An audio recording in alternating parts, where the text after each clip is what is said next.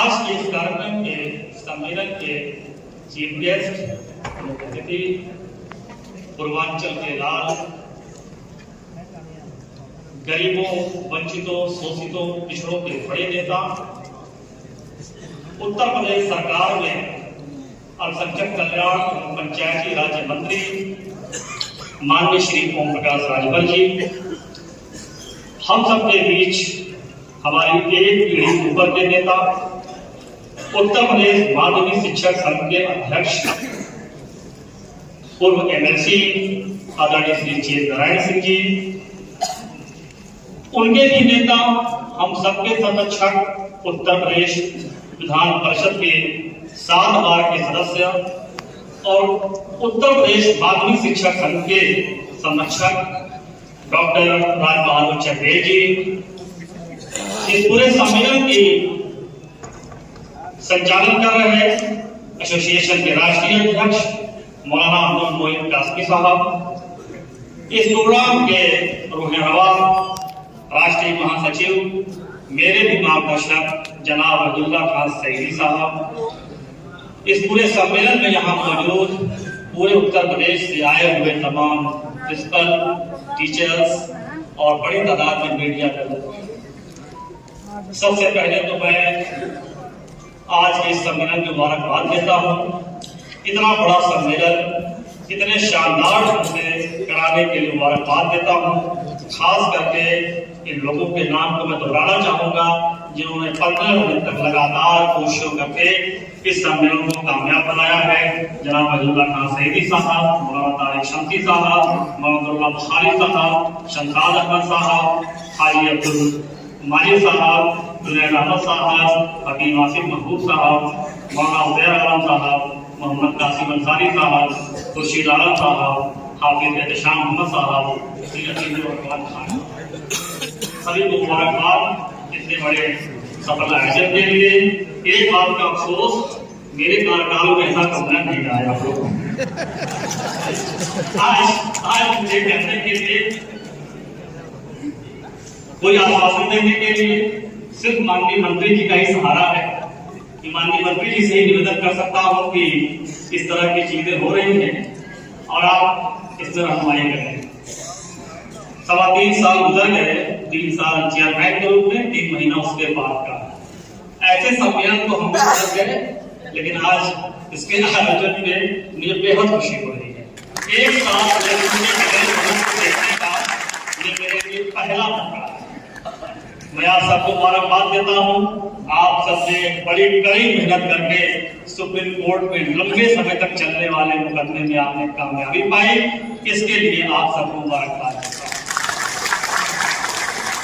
3 साल पहले जब मैं मदरसा बोर्ड का चेयरमैन बना, मुझे मदरसे की बहुत जानकारी नहीं थी।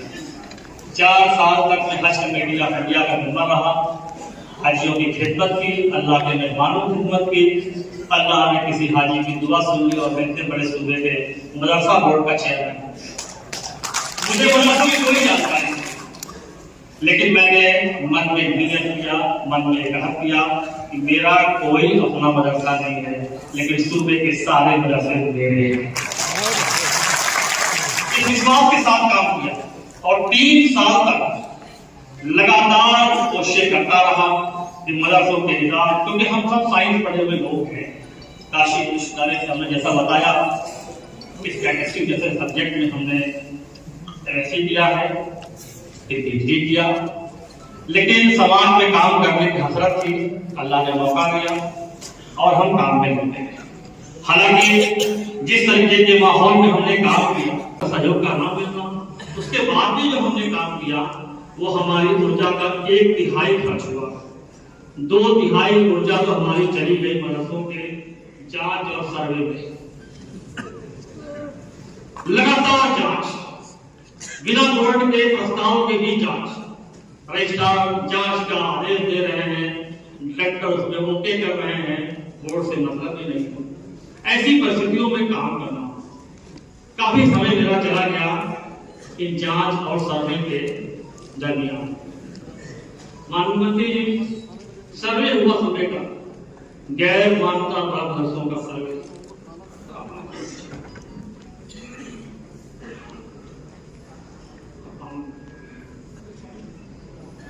सर्वे को 2 साल 26 दिन हो चुके हैं, सिर्फ 2 जानकारी मिली। लाखों करोड़ रुपए खर्च हुए होंगे, तमाम अधिकारी लगे हुए थे, मीडिया को हम फेस कर रहे थे, दिन भर में 15-15 20 इंटरव्यू दे रहे थे, नतीजा 2 दिन का एक 8,449 मदरसे मिले, 7.5 लाख बच्चे मिले। इसके अलावा आज तक उस सर्वे से कुछ नहीं निकला, कोई जानकारी नहीं होगी। इतनी जांचें हो चुकी हैं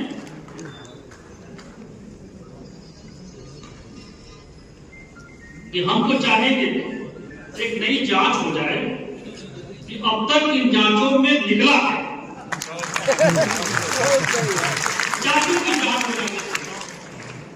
हम भी इंतजार करते हैं SIT जांच, पता नहीं और कौन कौन सी ATS की जांच, वो जांच, इतना जांच हुआ कि मैं भी सूबे के 75 जिलों के दौरे कर दिए कि शायद कुछ मिल जाए। मुझे भी कमरों को भी देखा, प्रिंसिपल के भी कमरों को देखा, कारखानों को भी देखा, लेकिन सूबे के 54 जिलों में घूमने के बाद भी मुझे कुछ ऐसा नजर नहीं आया।